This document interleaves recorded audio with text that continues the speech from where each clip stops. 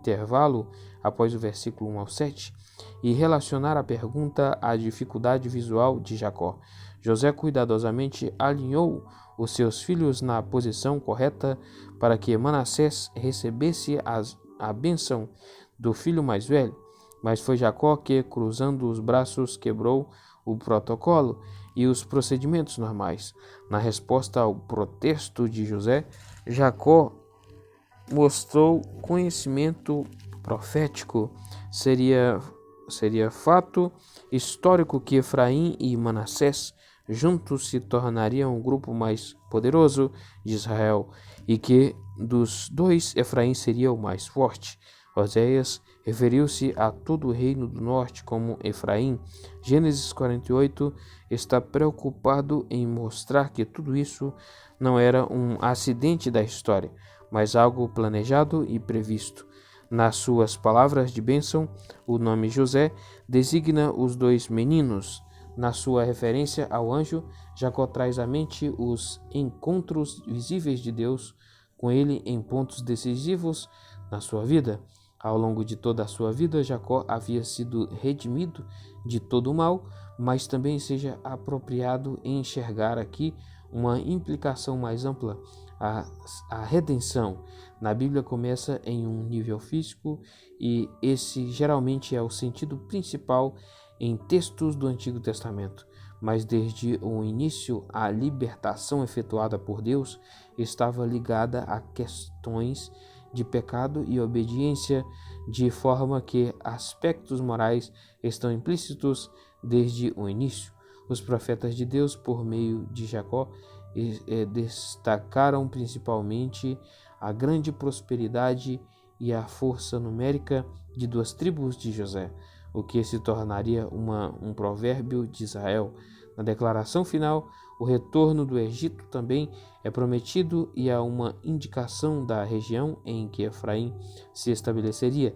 Jacó lembra um incidente que não é registrado em outro texto, a não ser que o capítulo 34 tenha essa intenção, como supõem alguns eruditos, no qual ele havia conquistado a região montanhosa. A palavra hebraica é idêntica ao topônimo Siquém. A concessão deste território a José por parte de Jacó é lembrada em João 4:5. Siquém um dia se tornaria a cidade central e a mais importante em toda a região da tribo de Efraim e Manassés. Só mais tarde seria ofuscada por Samaria. Assim, as palavras de Jacó sugerem de forma alusiva que Siquém já estava reservada, por assim dizer, às tribos recém-formadas. Letra N, a bênção de Jacó, capítulo 49. Tendo assim feito os acertos em relação a Efraim e Manassés, o Jacó moribundo volta-se agora para todos os seus 12 filhos. A chamada bênção de Jacó é novamente profética, indicando algo da futura natureza e experiência das tribos de Israel.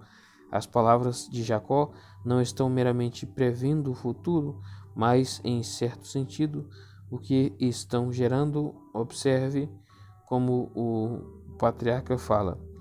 Muitas das frases individuais são de natureza aforística e podemos crer que foram repetidas e recitadas por muitas gerações. Os ditados mostram diversas e diferentes características, às vezes trocadilhos e outras vezes simbolismos animais.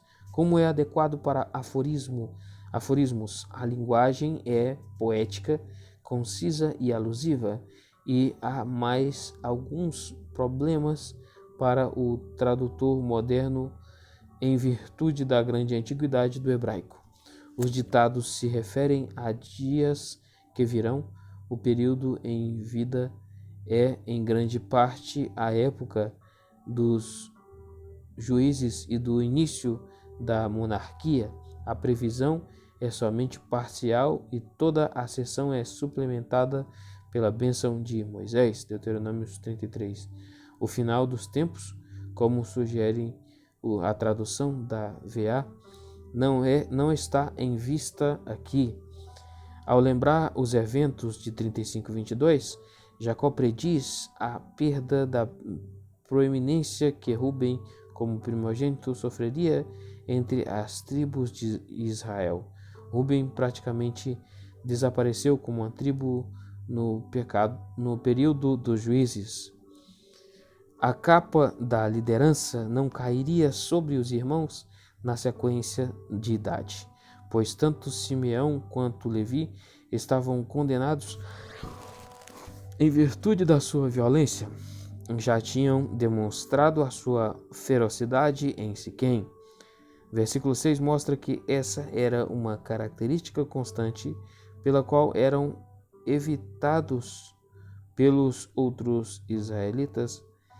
Simeão, como Ruben, foi ultrapassado bem cedo e dispersado de forma considerável. Levi seria espalhado de outra forma, pois era a única tribo que não tinha propriedade territorial, mas recebeu as cidades levitas em diferentes regiões do país. As importantes funções sacerdotais de Levi não foram anunciadas enquanto essa tribo não provou a sua identidade. Comentário de Deuteronômio 33, do 8 ao 11. Versículo 8 ao 12. Judá, o próximo na idade, tinha um futuro glorioso à sua espera, pois Judá já havia provado a sua identidade. Essa tribo é retratada como tendo a dignidade e a força de um leão, e como experimentado prosperidade material miraculosa. A linguagem do versículo 11 é hiperbólica. Amarrar um jumento a uma videira e lavar as roupas no vinho são ações de esbanjamento ridículo. O sentido do versículo 12 não está claro, mas provavelmente deveria ser traduzido como referência à bela aparência física. Judá, consequentemente, será louvado. Um jogo de palavras com seu nome pelo restante de Israel, como Israel, que se curvarão diante dessa tribo dominante. O versículo 10 descreve a crescente primazia de Judá. Os símbolos do centro e do bastão de comandos não são necessariamente emblemas reais, números 21 e 18, e podem ser considerados presságios de nobreza, mesmo que ainda não de realeza, na época dos juízes, mas a continuação seria não somente real, mas imperial, pois nações parece incluir nações fora de Israel. Assim, a profecia prevê o surgimento e as realidades de Davi, pois é a ele que devem aludir as palavras até que venha aquele a quem ele pertence. Se essa for de fato uma tradução correta da frase, é evidente que as promessas a Judá não se cumpriram completamente antes da vinda do Messias, mas é difícil saber se esse texto já sinaliza esse tipo de cumprimento ou se contenta em não prever mais do que a época de Davi. Assim como as palavras acerca de Levi não deixaram transparecer nenhum sinal do glorioso futuro dessa tribo sacerdotal. A dificuldade em interpretar versículo 10 é complicada ainda mais por incertezas e ambiguidades do texto hebraico, que parece dizer até que Siló venha ou até que ele, Judá, venha a Siló. Em outros textos, o nome Siló se refere somente ao santuário em Efraim e é praticamente impossível encontrar qualquer significado satisfatório para ele neste contexto, seja literal, seja simbólico. Além disso, não deveríamos esperar encontrar topônimo algum nas declarações bastante gerais de Gênesis 49. É quase impossível justificar a ideia de que Siló é um nome pessoal designando o Messias. Essa interpretação se tornou popular em círculos cristãos e judeus, mas parece ter surgido menos em virtude do hebraico do que em virtude da inserção da palavra Messias que o Targum fez na sua tradução desse versículo. Parece significativo que nenhuma das versões antigas tenha a palavra Siló. Pode ser que as vogais da palavra hebraica no TM sejam incorretas. Elas certamente não eram representadas nos escritos dos tempos antigos. Uma pequena mudança resulta na palavra Seló. Pertencente a ele foi essa a conjectura que a NVI aceitou. Ela pode reivindicar algum apoio da Septuaginta e da Peshitta siríaca, e o Targum também tenha fundamentado sua referência ao Messias nesse tipo de leitura. O apoio mais forte vem de Ezequiel 21:27, que poderia muito bem estar aludindo a e esclarecendo essa profecia. Uma alternativa muito boa vem de uma antiga interpretação rabínica.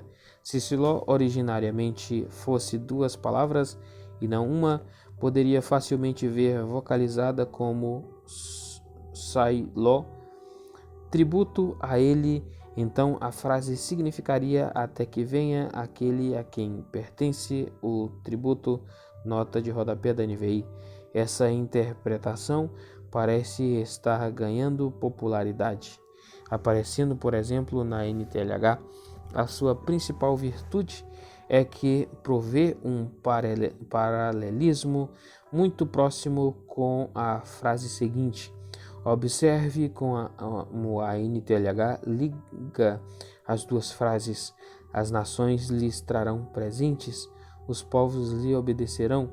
Essa interpretação, embora não diretamente messiânica, mesmo assim vislumbra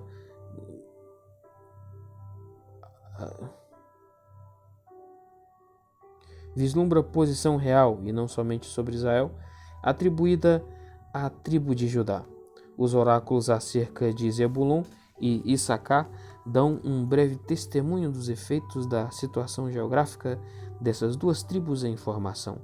Os interesses da primeira seriam inevitavelmente voltados para o mar, enquanto Issacar proferiria terras férteis.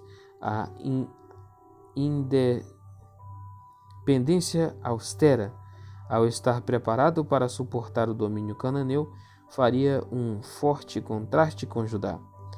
Versículo 16. Da Dan dependerá o direito. É um jogo de palavras em hebraico Dan e Odin.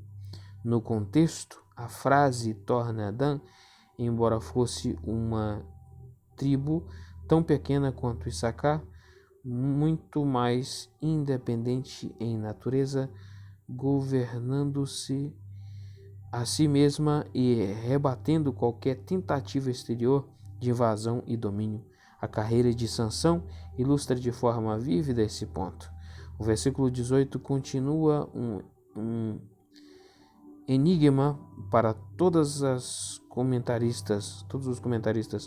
O seu sentido está claro, mas não a sua relevância para o contexto. Talvez as palavras devam ser entendidas como sendo de Dan e não de Jacó, reconhecendo as duas pressões que Dan sofreria dos poderosos vizinhos filisteus. Versículo 19. O dito acerca de Gade nos proporciona mais um trocadilho. Gade pode significar ataque e bando, e ilustra as pressões que Essa tribo sofreria na região a leste do Jordão. Como Dan, ela mostraria um espírito independente, reagindo rapidamente a qualquer ataque. Fertilidade e boas colheitas seria a sorte de Azer. O significado exato do oráculo acerca de Naftali nos escapa. A nota de rodapé da NVI traz uma alternativa bem diferente, mas a sua imagem pode estar novamente relacionada à prosperidade. José, como Judá, recebe uma atenção maior com virtude de sua importância. O capítulo 48 ocupou-se principalmente com a relação mútua entre as duas tribos que descendiam de José, mas aqui são vistos como uma unidade no centro da Palestina, prosperando e tentando expandir-se, sob dura pressão da população local, mas tendo vitórias com a ajuda de Deus. A promessa enfática de bênçãos contrasta com a solidão que o indivíduo separado tinha experimentado no Egito. O sofrimento será substituído pela glória. Por outro lado, a palavra separado poderia denotar uma perspectiva futura e de ser escolhido para a bênção especial. Versículo 27, o mais novo Benjamim geraria uma tribo pequena, mas uma que seria conhecida por sua bravura e destreza. Letra O, a morte de Jacó, capítulo 49, 29 e 50, 14. As últimas palavras registradas de Jacó eram concernentes ao seu próprio futuro. Os antigos egípcios preocupavam-se muito com a vida após a morte e possuíam uma mitologia bem elaborada sobre o tema. Por isso, é ainda mais marcante que o patriarca moribundo se preocupasse somente com o fato de que os seus ossos não permanecessem no Egito. Ele não diz uma palavra acerca do Sheol ou da vida por vir. A coisa importante era a família estar unida na morte, reivindicando, por assim dizer, a terra prometida. A aquisição de Macpela é lembrada em detalhes. Um novo detalhe é a menção da morte e do sepultamento de Lia. Capítulo 50. É fato bem conhecido que os antigos egípcios eram experts na arte de embalsamamento. De acordo com os seus conceitos religiosos, ele servia de preparo para a jornada até ao mundo dos mortos, mas no caso de Jacó, não era menos apropriado para o cortejo até a Palestina. A duração do período de luto variava de acordo com a importância do falecido. Para Jacó, foi de proporções reais, de acordo com os padrões egípcios. O período de 7 dias, versículo 10, é mais típico de costumes judeus. Versículo 4 ao 14. José tinha feito um juramento solene de realizar o último desejo do seu pai, mas ele não poderia deixar o solo egípcio sem a permissão do faraó. Ele buscou isso por meio de intermediários, o que sugere que, por motivos ritualísticos, deveria evitar a presença na corte na época do luto. A rota do cortejo é enigmática. Perto do Jordão, ainda não foi identificado o nome Abel Mizraim. É mais um trocadilho. Abel é um substantivo significando campina ou ribeiro e também um adjetivo relacionado ao luto. Depois José voltou ao Egito com toda a família, pois tinham se comprometido a fazer isso. Se tivessem permanecido em Canaã, teriam escapado da escravidão que os esperava no Egito, mas era plano divino que passassem por esta servidão, para antes terem as experiências inesquecíveis da Páscoa e do Sinai, que foram fundamentais para a formação da nação. A morte de José, capítulo 50. José havia sido 50-15, 15-26. Jacó havia sido uma forte influência unificadora sobre os seus filhos, e a sua morte poderia ter sido um sinal para a rápida desintegração da família. Além disso, os irmãos de José ainda tinham uma consciência pesada. Evidentemente, nunca haviam pedido perdão, pelo que se entende do capítulo 45. Outra razão para o temor deles foi a boa memória para a vingança que muitas vezes prevaleceu no Oriente. As palavras de Esaú em 27:41. Parece inútil especular sobre a verdade ou falsidade da história que contaram sobre as palavras de Jacó. Certamente ela deve representar, no mínimo, os seus desejos. As lágrimas de José lhes deram ousadia para irem pessoalmente à presença dele. Mais uma vez, vemos que se curvam diante de José e até nisso cumprem os antigos sonhos dele.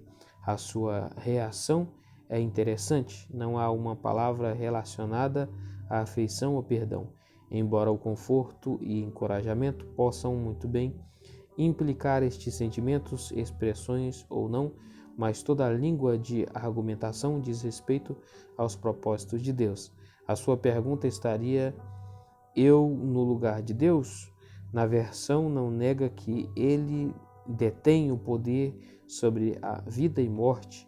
O que ele estava dizendo era que, se Deus tinha mostrado de forma tão clara os seus propósitos de amor e de salvação, seria ele, José, o que iria frustrar estes planos ao atacar os seus irmãos?